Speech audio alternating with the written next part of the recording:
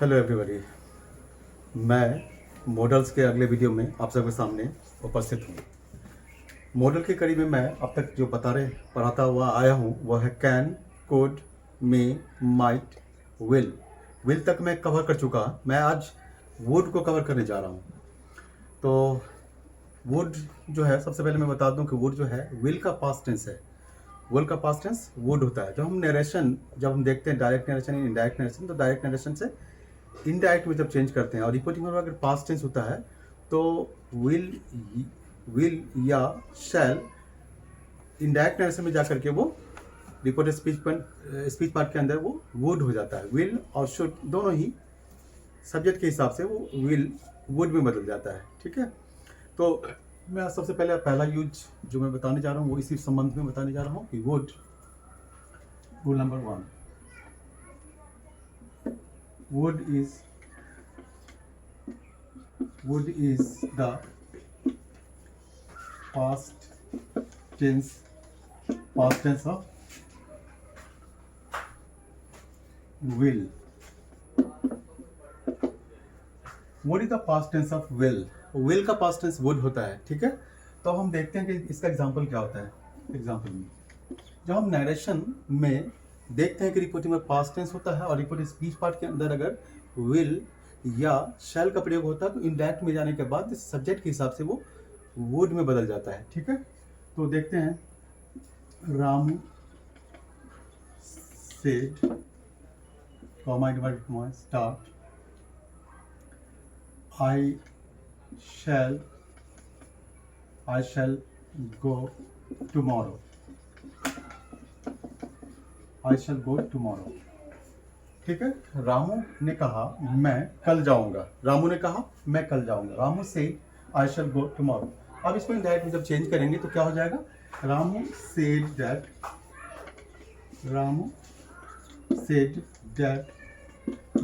अब यहाँ पर जो आई है, रामू ने इसको चूंकि अपने लिए आई यूज किया था, उसकी बात को हम इनडायरेक्ट में जब ये कर रहे हैं, रिपोर्ट कर रहे हैं, तो यहाँ पर हो जाएगा that he.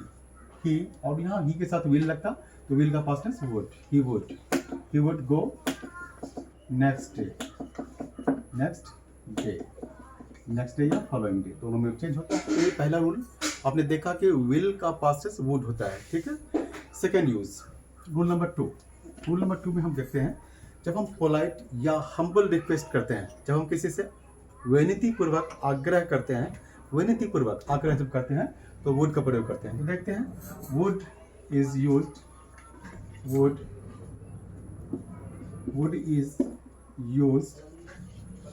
To make polite request.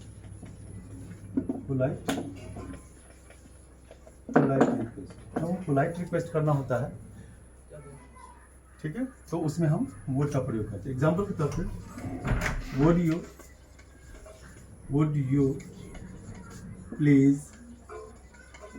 you please help me? देखने में तो लगता है ये क्वेश्चन है। ठीक है, देखने में लग रहा है कि ये क्वेश्चन है, क्वेश्चन का पैटर्न यहाँ पे लागू है, लेकिन रियल में ये हम इस क्वेश्चन के माध्यम से एक्चुअली हम आग्रह करते हैं, रिक्वेस्ट करते हैं। ठीक है, कहना ये चाहते हैं कि आप मेरी मदद करें, कृपया करके मेरी आप मदद करें। हालांकि देखने में लगता है कि would you help me please, कि आप कृपया करके मेरी मदद करेंगे, ऐसा सेंस दिखने में लग रहा है, लेकिन रियल में इसका सेंस निकल रहा है वो ये है कि कृपया आप मेरी मदद करें। ठीक है, इस बात को आप दिमाग में सेट करें कि कृपया आप मेरी मदद करें, ऐसा सेंस आ रहा है। ये नहीं आ रहा कि क्या आप कृपया आप मेरी मदद करेंगे, क्या आप कृपया करके आप मेरी मदद करेंगे, बल्कि ये सेंस आ रहा है कि कृपया आप मेरी मदद करें। ठीक है, तो दूसरा जो यूज है आपने देख लिया। अब तीसरा यूज देखते हैं। तीसरा, would is used to express wish। would is used to express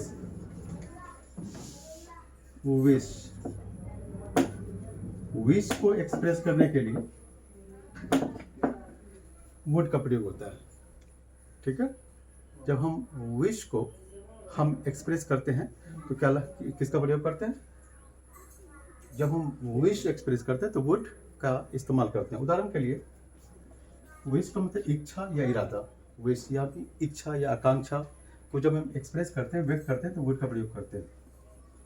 example, I would rather I would rather die than tell a lie. I would rather die than tell a lie. कि मैं झूठ बोलने की अपेक्षा मैं मर जाना पसंद करता। ठीक है, मैं इच्छा मैं करूँगा, करता या करूँगा का सेंस आ रहा है, लेकिन यहाँ पे एक्चुअली हम कहना चाहते हैं कि मैं करना पसंद करूँगा। ये मतलब है कि इससे पहले, ठीक है, इससे पहले कि मैं झूठ बोलूं, उससे पहले मैं मर जाना पसंद करूंगा। ठीक है, अब अगला रूल में देखें, रूल नंबर 4 में देखिए। एक बात तो ये समझ लें कि वुड जो है वो प्रेजेंट में, पास्ट में एंड फ्यूचर में इसका प्रयोग होता है। इसका प्रयोग ज़्यादातर प्रेजेंट में और पास्ट में यूज होता है। तो किसी पास्ट हैबिट को दिखाने के लिए भी वुड का प्रयोग होता है, किसी हैबिट को दिखाने के लिए। अब जैसे किसी की आदत है वो झूठ नहीं बोलता है, तो उसके बारे में हम कहते हैं कि जब वो कभी उसको कोई ऑफर मिलता, ब्राइब का, घूस का ऑफर मिलता, तो वो घूस नहीं लेता। तो कुछ इसी सिलसिले में हम देखते हैं। पहला एक रूल है कि would expresses habit, would expresses habit, would expresses habit, habit को दिखा रहा है।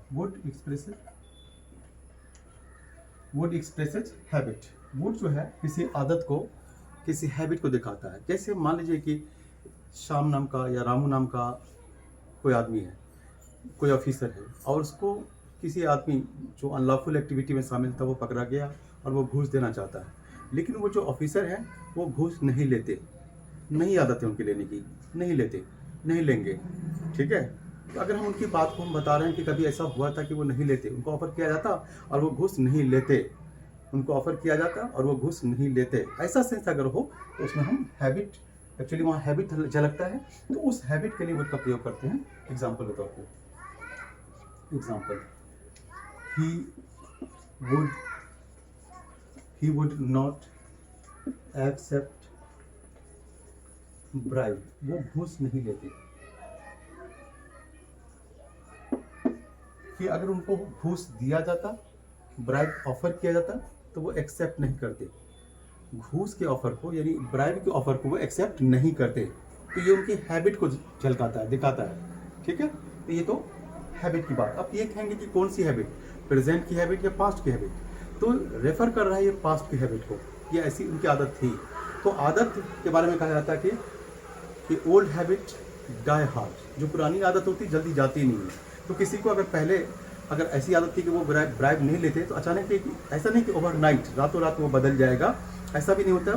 वो आदत रहती है, वो चलता रहता है वो आदत। इसका मतलब प्रेजेंट में भी रहा होगा, लेकिन इस सेंटेंस के हिसाब से जो आदत है वो पहले की आदत है, बीते समय की आदत है, वो जब पहले ही ऐसा था उनके साथ। ठीक है, अब अगला रूल में तीसरा, पांचवा रूल जो मैं डिस्कस करने जा रहा हूँ वो है कि जब हम कंडीशनल की बात करते हैं, जनरली हम लोग 3 प्रकार के कंडीशनल पढ़ते हैं। 3 प्रकार के कंडीशनल में पढ़ते हैं, probable conditional, improbable conditional and impossible conditional. फिर से मैं रिपीट कर रहा हूँ, प्रोबेबल कंडीशनल मतलब संभावित, कोई काम संभावित, अगर उसमें कंडीशन ये लगा रहा था कि एक काम ऐसा करने से दूसरा काम ऐसा हो सकता है, उस काम का परिणाम ये होगा कि ऐसा अच्छा करने से दूसरा काम ऐसा अच्छा हो सकता है। तो प्रोबेबल कंडीशनल में होता है कि अगर एक काम ऐसा करे, जैसे मैं स्कूल जाऊँ तो हमारे टीचर पढ़ाएं, ये संभावित है। अगर मैं स्कूल जाऊँ तो मेरे टीचर पढ़ाएंगे, ये प्रोबेबल कंडीशनल है। तो मैं आज जो इस रूल के तहत, वुड के यूज के तहत जो मैं बात करने जा रहा हूँ वो इम्प्रोबेबल कंडीशनल और इम्पॉसिबल कंडीशनल की बात करने जा रहा हूँ। प्रोबेबल और इम्प्रोबेबल और इम्पॉसिबल कंडीशनल की बात कर रहा हूँ। तो जो इम्प्रोबेबल कंडीशनल होता है उसमें यह है कि अगर मैं कॉलेज जाता तो मेरे शिक्षक पढ़ाते, मैंने वो वक्त बीत गया, समय बीत गया कि अगर मैं जाता तो मेरे शिक्षक पढ़ाते, लेकिन मैं गया नहीं और मेरे शिक्षक पढ़ाए नहीं। अगर मैं कड़ी मेहनत करता तो मैं परीक्षा पास कर जाता, मैंने कड़ी मेहनत की नहीं और वो परीक्षा गुजर गया। तो ये है कि वो संभावित था, हो सकता था, प्रोबेबल हो सकता था, संभावित हो सकता था, लेकिन स्टेप नहीं लिया गया, टाइमली काम नहीं किया गया, इसलिए उसको इम्प्रोबेबल कंडीशनल कहते हैं। जब इम्प्रोबेबल कंडीशनल शर्त, कंडीशनल शर्त, कंडीशनल मतलब शर्त होता है, कंडीशनल मतलब इसमें शर्त लगा हो कि एक काम ऐसा करने से दूसरा काम वैसा हो सकता है, एक काम का ऑर्डर आउटकम दूसरे काम पे ऐसा पड़ सकता है, तो इसकी बात हो रही है। तो यहाँ बात हो रही है कि इन इम्प्रोबेबल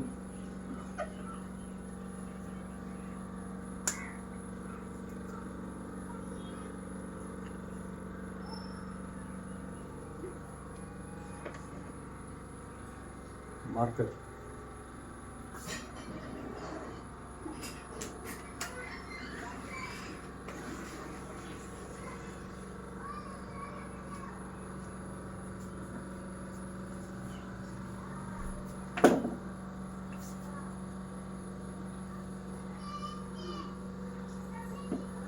तो इन improbable marker, improbable conditional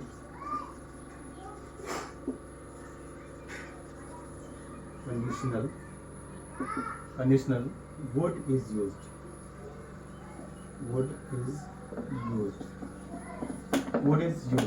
in improbable conditional would is used। जब हम in improbable conditional would is used, जब हम improbable conditional की बात करते हैं तो उसमें would का प्रयोग होता है। अगर हम यहाँ कहें कि if he had worked hard he would have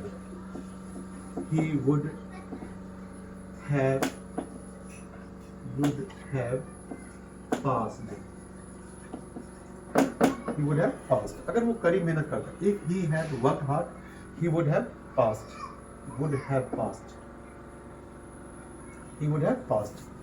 if he had worked hard he would have passed। अगर वो कड़ी मेहनत किया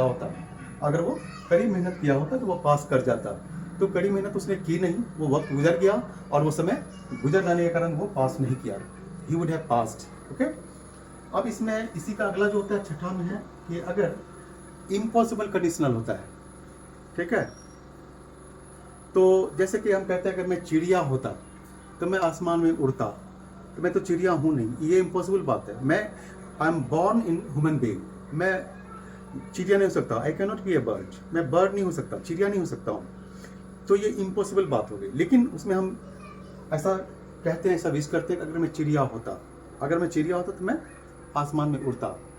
तो इन impossible conditional, in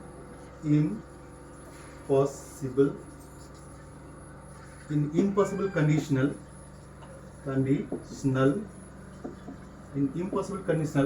would is used,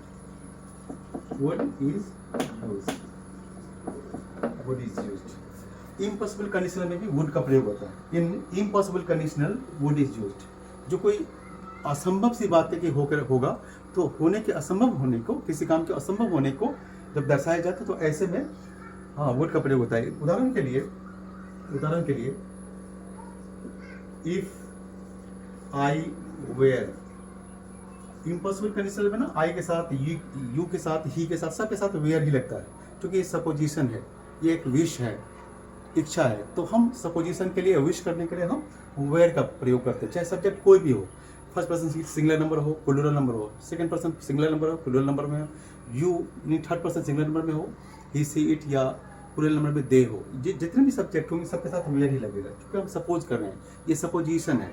तो इस रोल को हम लोग कह सकते हैं सपोजिशन भी कर सकते हैं, सपोजिशन के लिए हम हाँ वुड का इस्तेमाल करते हैं। तो if I were a bird, if I were a bird, I would fly, fly in the sky,